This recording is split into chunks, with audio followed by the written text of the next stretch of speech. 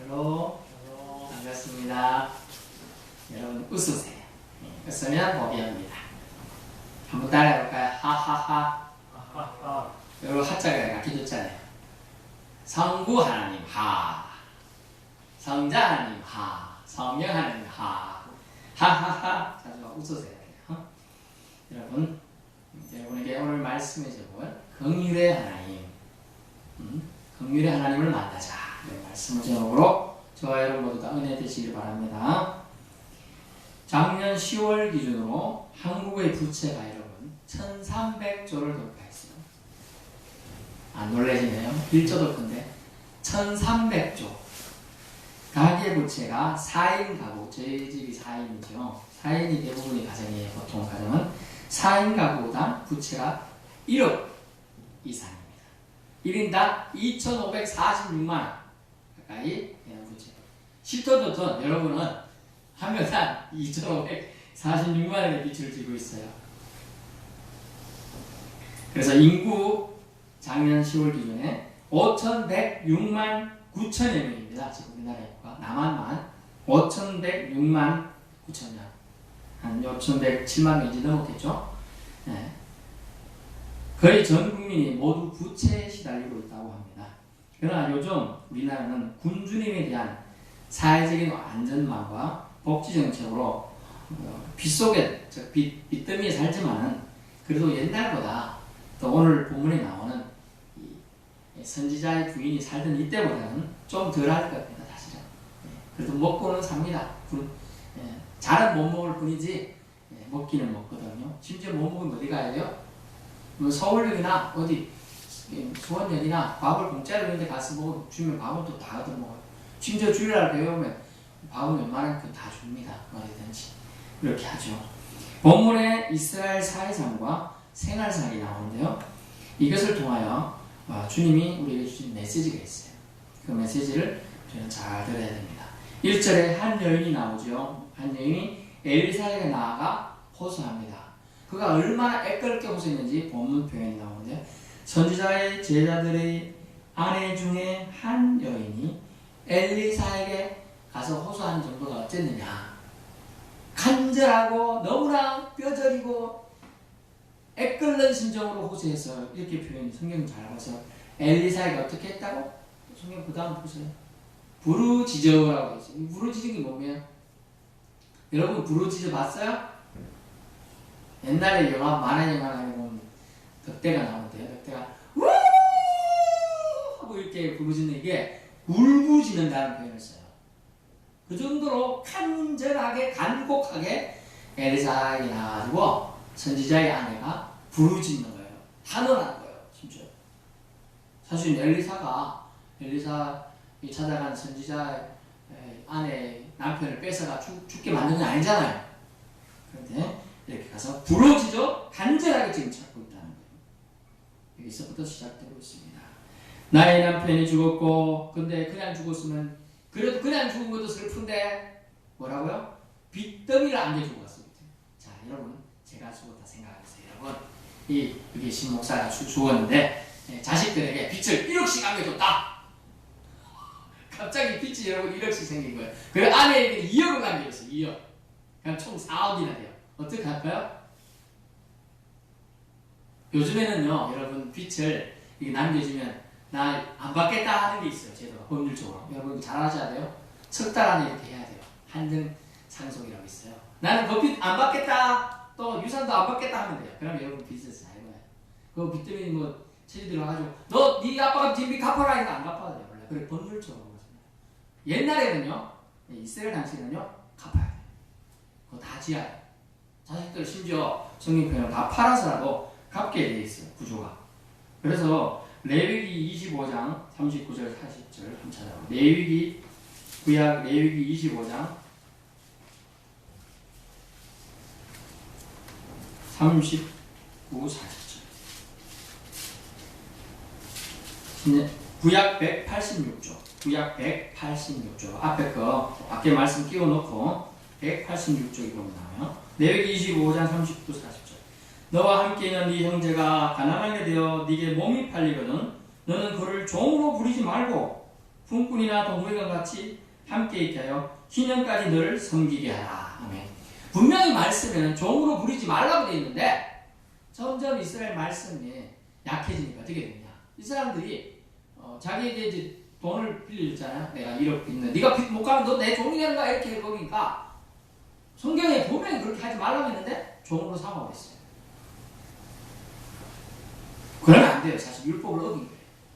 그런데 종으로 삼는 이 사형 때가 되면 얼마나 악해졌는지 알 수 있죠. 우리가 친구에게 지금 봐봐요. 여러분이 친구인데 학교에서 5천원 빌렸어요. 내가 내일 줄게, 내일 모레 줄게 이렇게 빌렸다고 생각해봅시다. 그럼 주면 안 되잖아요. 못 갚았다. 한 달에도 못 갚고 이렇게 이 사람이 어떻게 했냐? 내 종을 사먹어. 그러면 네가 못 갚았으니까 한 달 내내 내 가방, 책가방 들고 따라다녀. 이렇게 되는 거죠, 실제로. 그러나 종으로 삼으면 안 된다는 게 하나님의 말씀이에요. 이런 처지에 가난한 가부는 어느 누구도 도움을 받을 수 없었어요. 또 막막하여 아마 눈물로 지새웠을 겁니다. 남편 이런 것도 서러운데 빚돈을 또 빚쟁이들 찾아와가지고 돈 갚아라 돈 갚아라 날마다 그러니까 막 미칠 지경이에요. 정신병이 시달 정도로 됐어요. 그렇다고 아들만 쳐다보고 아들이 너무 어리니까 가서 돈 벌을 수도 없는 아주 그런 거죠.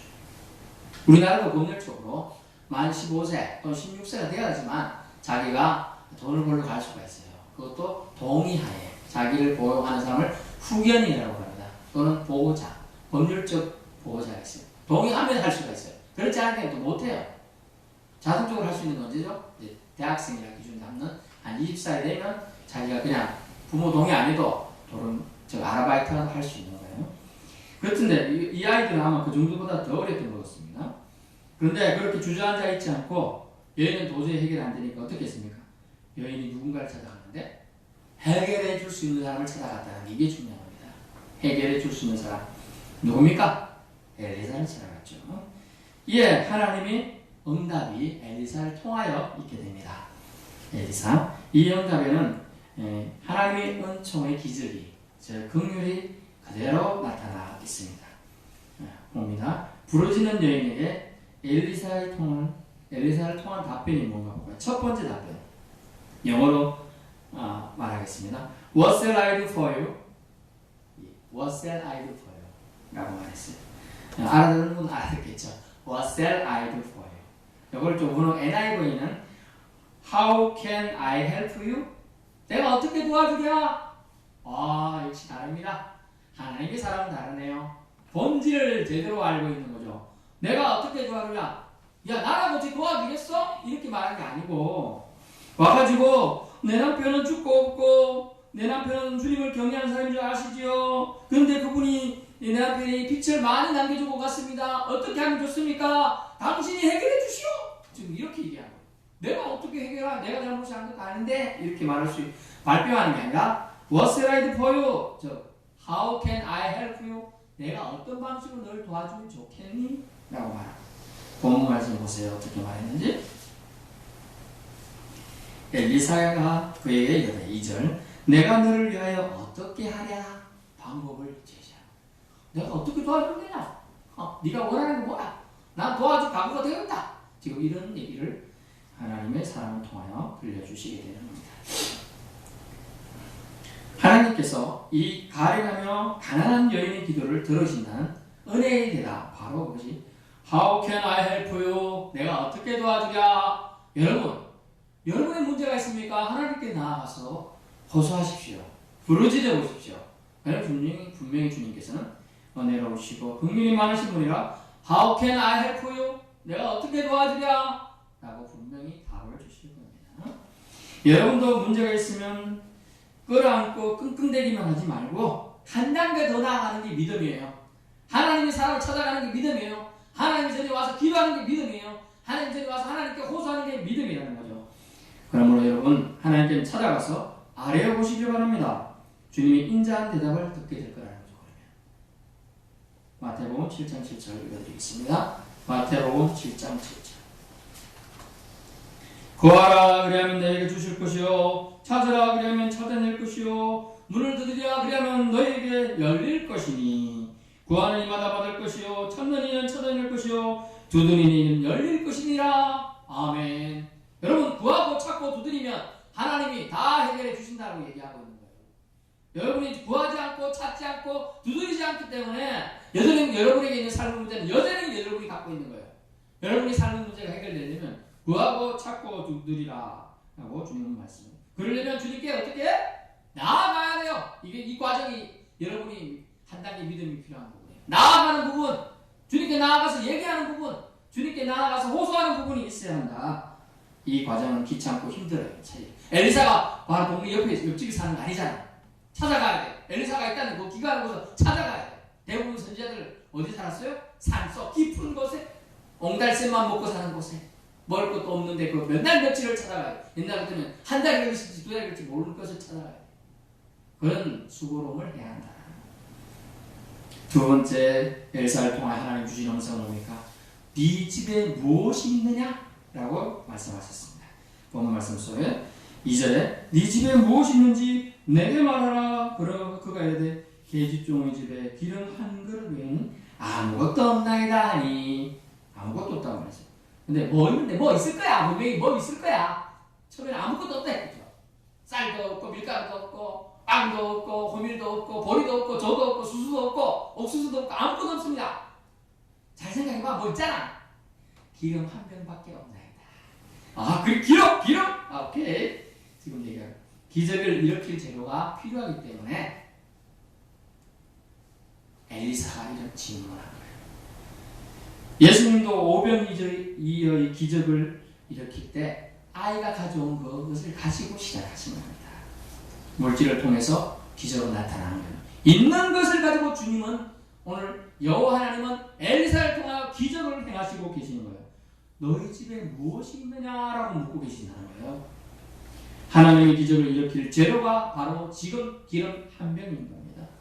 여러분 아무런 노력도 헌신도 하지 않고 여행이나 행운만 바라고 있지 않나요? 여러분의 노력이라는 부분이 기름 한 병인 거예요.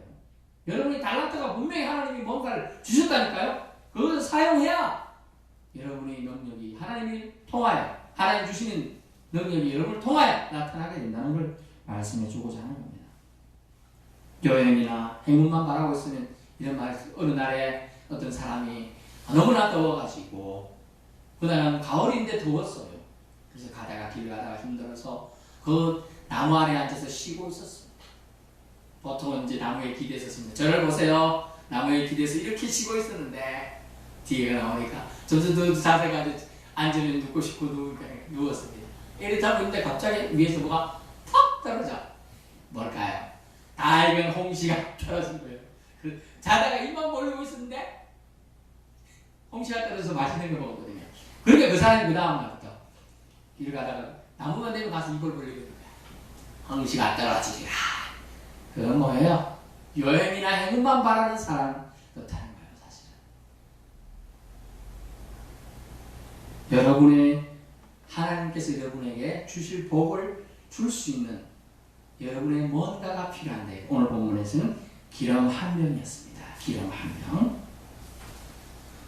기적을 일으키실 재료를 주님은 묻고 있는 겁니다. 내 집에 무엇이 있느냐? 그것은 우리가 갖고 있는 것. 그것을 주님은 원하고 계셔요. 그것을 주님께 드려라라고 얘기하고 있는 거예요. 그것부터 시작한다. 우리에게 있는 작은 것이지만 이것으로 주님은 큰 능력을 행하실 수 있음을 믿으실 수 있기 바랍니다. 아멘. 세 번째, 하나님의 사람이 어떤 말을 하고 있나요? 3절에 이르되 너는 밖에 나가서 모든 이웃에게 그릇을 빌리라. 빈 그릇을 빌리되 조금 빌리지 말고 뭐냐면 빈 그릇을 빌리라. 여러분 우리 성경은 개역개정판은 좀 딱딱하게 번역했습니다. 빈 그릇이라고 되어 있어요. 그릇 여러분 그릇 커봤자 얼마 커요? 우리가 그릇 밥 공기는 요 정도. 저를 보세요. 그래야 재밌어요. 밥 공기는 요 정도밖에 안 되잖아요. 밥그릇. 근데 우리가 밥 비비할 때 그릇을 요 데다 비비는 건가요? 좀 큰 데다 비비는 거예요. 대충 이 정도. 커봤자 이 정도 생각합니다. 그런데 정확한 용어가 이 그릇이란 단어는 단지입니다. 단지예요. 단지. 여러분 단지 아나요? 꿀단지, 또 우리 장독대기 있는 단지 있잖아. 그런 단지를 말하는 거예요. 만약 요만한 그릇들 수십 개 빌려도 얼마 되겠어요? 이거 몇차 팔면 안 돼요. 단지 크기니까 기름을 단지로 우리가 식초나 또 공기름이나 올리브유 사도 요만하잖아요. 여러분 보시나? 올리브유 이 정도 크기란 말이에요. 근데 단지에 들어간 양은 얼마겠습니까? 최소 20리터, 40리터입니다. 그런 것을 수없이 빌리는 거죠. 물론 이제 종재기도 있겠고 밥그릇도 있겠고 대접도 많이 빌려왔겠죠. 제가 말씀드린 것은 빈 그릇을 빌리라. 이것은 믿음의 분량을 크게 하라는 얘기예요. 믿음의 분량을 크게 하라. 그래서 성경에 내 입을 넓게 열라. 네 입을 넓게 열라. 내가 채우리라 하는 거예요. 주님 앞에 나왔습니까? 주님 앞에 호소했습니까? 그럼 여러분의 입을 넓게 열으세요. 여러분의 입을 넓게. 믿음의 분량을 여러분 크게 가져야 돼요. 그래야 주님이 채워주시는 거예요. 나는 그릇이 비전이 조그매. 그러면 그거밖에 못 채워줘요. 더 크게 가져야 돼. 더 크게. 나는 우리나라에서 최고로 나가겠다. 또 나는 세계에서 유럽에서 이런 큰 꿈을 꾸야 하면 그 꿈에 맞게끔 나의 역량과 능력을 부어주시는 거예요. 그래서 엘리사는 밖에 나가서 모든 이웃에게 빌릴 수 있는 최대치로 그릇을 빌리라고 합니다. 그릇 하니까 좀 그렇죠. 최소한 단지를 빌려라 이렇게 말합니다. 단지. 그릇 빌리긴 그러면 여러분 쉬운가요? 자, 생판 모르는 사람이에요. 지나가다가 제가 좀 필요해서 그런데요. 떡떡떡 문도 잘 안 열어줬어요. 좀 다 그릇 좀 빌릴 수 있을까? 이렇게 말하면 여러분 그릇 빌려줄 것 같아요? 내가 당신 뭘 한다고 그릇 빌려주냐? 듣고 가면 땡기고 깨지면 어쩌냐? 또 당신 집도 나 모르는데 이렇게 할 수 있지 않습니까? 그런데 평소에 그래도 인맥이 좀 좋았나 봅니다. 평판이 나쁘진 않았던 것 같아요. 그래서 그릇을 빌릴 수 있는 대로 다 빌렸습니다. 100개든 1000개든 빌리라는 뜻이에요. 사실은 그릇을 빌리라. 조금 빌리지 않고 많이 빌리라 라고 얘기했기 때문에요. 그것은 믿음의 분량을 상징해요. 여러분의 믿음의 분량. 이 말은 믿음의 분량을 크게 가지라는 얘기죠. 믿음의 크기를 넓힐 것을 우리에게 요청하신 대목입니다. 빈 그릇을 빌리라, 많이 빌리라는 것은 여인의 믿음과 순종의 행동을 동시에 요구하고 있다는 거예요. 믿음. 그걸 가지고 어쩌려고요? 이렇게 있었잖아요. 빌리라고 했다고 그게 뭔가 분명히 하나님 사람이 말했으니까 분명히 뭔가가 있을 거야. 좋은 일이 생길 거야. 라고 생각하고 믿었다는 거예요. 이게 중요한 거예요. 그리고 빌리라고 했잖아요. 빌리러 가야죠. 행동을 해야 되는 거예요. 이해되십니까? 행동을 해야 돼요. 근데 분명히 단서를 붙여줘요. 그럼 조금 빌릴까봐 뭐라고 했습니까? 모든 빌리되 빌린 것을 빌리되 조금 빌리지 말고라고 했잖아요. 조금 빌리지 말고 모든 그릇을 양을 빌릴 수 있는 만큼 다 빌려다가 너들 집에 채워봐라 라고 얘기합니다. 믿음은 행동을 따라야 된다는 거예요. 내가 믿습니다 했지만은 그걸 안 빌리고 또 그것도 빌리긴 빌리는데 하나님은 많이 해주시겠어 조금만 갖다 놓고 그 기름 채운다는 걸 생각은 못 하잖아. 어떤 사람은 그렇지 않아요? 그런데 그렇게 기름만 조금 줄 거라 상상도 못 하는데 기름을 채워주셨다. 상상을 할 수 없는 구조예요. 그렇지만 믿음과 순종의 행동이 따랐을 때 하나님의 긍휼의 능력은 나타났다는 거죠. 긍휼하심의 능력. 즉 긍휼이 뭡니까? 불쌍히 여기심. 자비가 나타났다는 걸 알수 있어요. 하나님의 기적은 순종하는 자의 믿음과 행동에서 나타남을 더욱 잘 말해주고 있습니다. 순종하는 자세가 중요해요, 여러분. 믿음을 가지고 행동할 것을 우리는 요구하고 있는 게 중요해요. 그리고 6절 다른 것이 잘 보세요. 6절 다른 그릇이 없나이다 하니 기름이 곧 그쳤더라. 이 단어 잘 주목해 봐야 돼요. 6절에 엄마가 계속 기름을 붓고 그래서 부으니까 그걸 아침에 아들이 끙끙대면서 옆에 옮겨놓고 이런 식으로 했습니다. 그리고 다음에 딴 데 갖고 다 가져와라. 이제 아들이 말합니다. 내게로 가져오니 아들이 이르되 내 다른 것이 없나이다 하니 기름이 곧 그쳤더라. 무슨 말이에요 이게? 기름이 그쳤더라. 이제 믿음이 끝났다. 분량이 끝났다는 얘기죠. 행동에 따라서 믿음에 따라서 행동이 발행하고 기름 붓는 행동을 이제 끝났다는 얘기니까 이제 반응하는 정도가 즉 하나님의 축복이 여기서 끝났다는 거. 어디에서? 말에서 끝났어. 말에서. 없나이다라는 말에 떨어지자 끝난 거예요. 자, 잘 보세요. 여러분 기름 부어보셨어요? 물을 부어봤나요? 이렇게 주르륵 그러잖아요. 주르륵 불 따를 때 주르륵. 지금 물도 좀 따라고 해야 되는데 주르륵 그런데 이렇게 액체니까 액체 기체 여러분 보채 배웠을 거예요. 주르륵은 없나이다 하니까 물이 마지막 기름 부르기 똑똑 떨어져 딱 떨어져 안 나오는 거예요. 신기하지 않아요? 여러분? 하나님의 영역이기 때문에 기적이 거기 나타나는 거죠. 말 없다는 사실 믿음에 따라서 달라지는 거예요. 여러분 순종하는 자세 중요합니다. 그것을 그대로 받겠다, 그대로 따르겠다는 거 이것이 얼마나 중요한지 몰라요. 그러면서 또 주님은 우리가 갖고 있는 네 집에 무엇이 있느냐 이 질문에 맞는 한 가지 더 요구를 하고 계시는데 그것은 끝부분에 보십시오.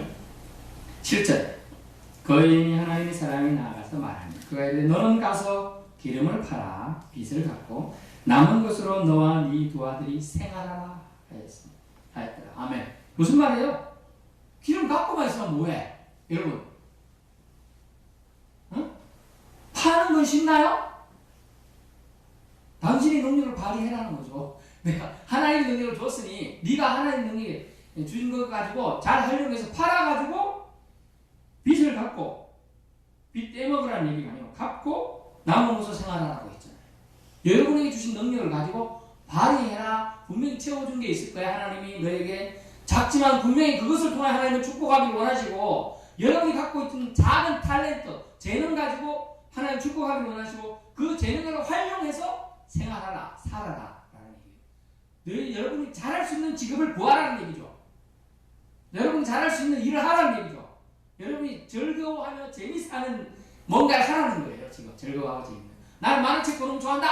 만화책을 줄기장차 읽어. 그러면 뭐예요? 만화적인 상상이 떠오르죠. 그럼 자기 만화 작가가 되든지 만화 그림을 그리는 사람이 되든지 또 아니 만화에 대본을 쓰는 사람이 되든지 뭐 그런 거 하면 되는 거죠. 자기가 좋아하면서 즐거워할 수 있는 그런 걸 통하여 재능을 나타내면서 생활하는 얘기예요.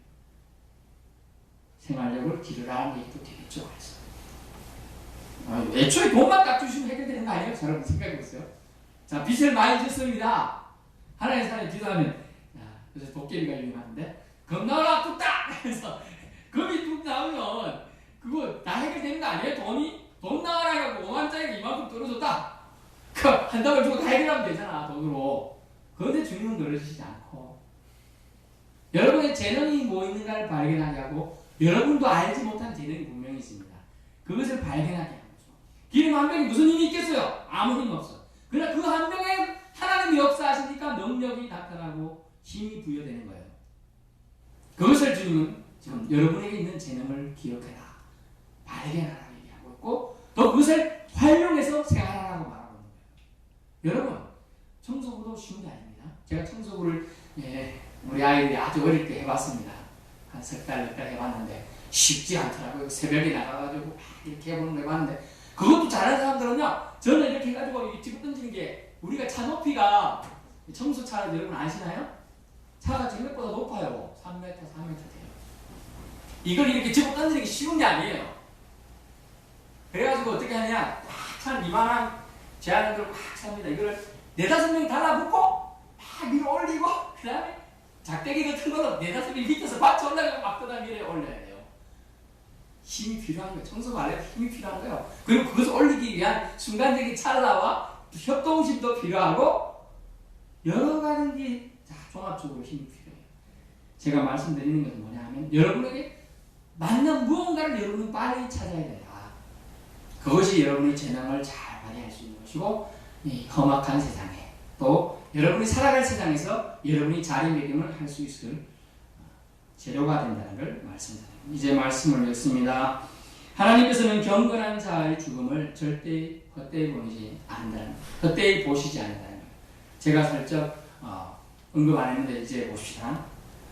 진정 말씀드리는 게 이거죠. 4절의 중간 1절 그 부분에 4장 1절 남편이 이미 죽은데 당신의 종이 여호와를 경외한 줄은 당신이 아시는 바니이다. 아멘. 이거예요 이거.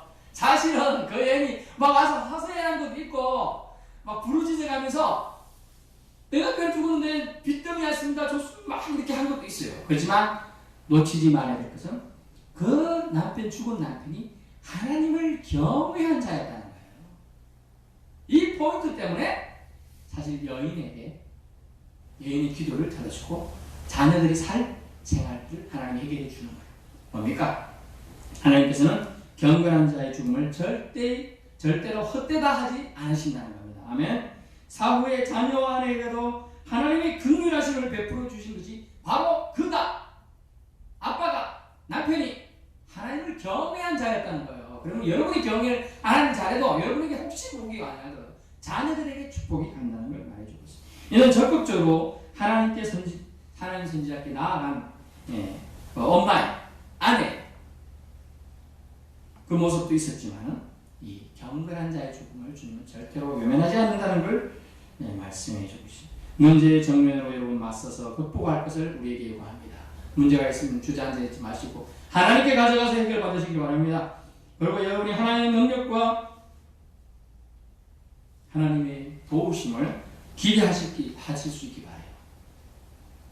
어떻게 우리는 기대합니까? 믿음의 분량을 넓게 하실 걸 기대하십니다. 믿음의 분량을 넓게.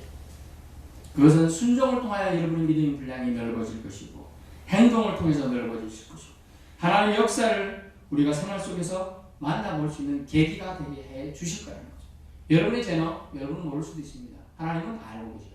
여러분 하나님이 여러분을 만드셨음을 믿으실 수 있게 바랍니다. 그러므로 여러분은 하나님을 신뢰해야 돼요. 하나님은 여러분을 알고 계셔요. 여러분을 이렇게 좋은 것을 주시고자 하는 것이 하나님의 뜻임을 말씀해 주고 오늘 말씀을 통하여 하나님은 그들이 너희 집에 무엇이 있느냐 하고 묻고 계시고 그것을 찾으라, 발견하라 라고 말했습니다. 그것을 활용해서 생활하라고 말씀하고 계시고 경건한 자의 죽음을 헛되지 않다고 말씀하시고 또 적극적으로 문제 해결을 위해서 나아갈 것을 요청하고 계십니다. 여러분에게는 세상 우주 만물을 만드신 하나님이 여러분에게는 있습니다. 여러분은 빽이 된다는 거예요. 그러므로 여러분 세상에서 주눅 들지 말고 담대하게 세상에 긍휼의 하나님을 기대하며 멋지게 또 살아가는 저와 여러분 되시기 바랍니다. 사랑해 주님 감사합니다.